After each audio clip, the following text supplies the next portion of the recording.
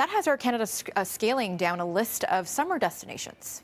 They sure do. And they've also made a change to their cancellation policy. Melissa, you probably heard about this, right? People were very upset. Those who had booked a trip on Air Canada before the pandemic, they said, okay, give me my money back. And Air Canada and the other airline said, nope, we're just going to give you a voucher for good for 2 years.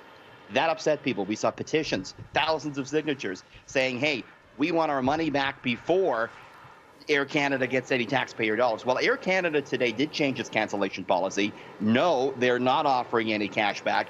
They are, though, offering vouchers with no expiry date. So going a bit further, but maybe not far enough for those looking for some cash back. Yes, Air Canada announcing its summer schedule, and it is scaled down 97 destinations this summer, down from the usual 220.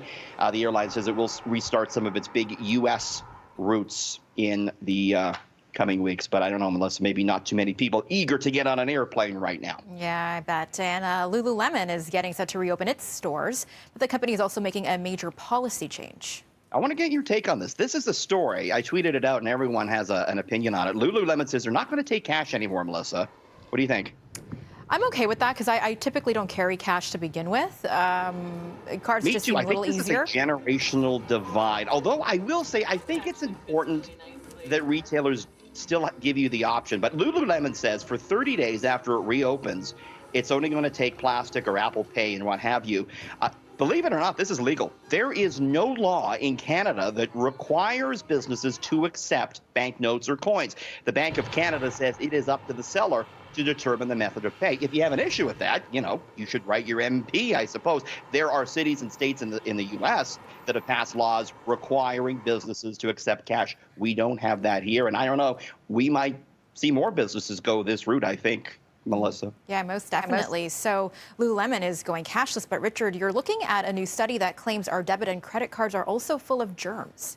Yeah, everyone says, money's very dirty, and that's one of the reasons why Lululemon wanted to get rid of it, it said. But yeah, this new study says money is not the dirtiest thing in your wallet or your purse.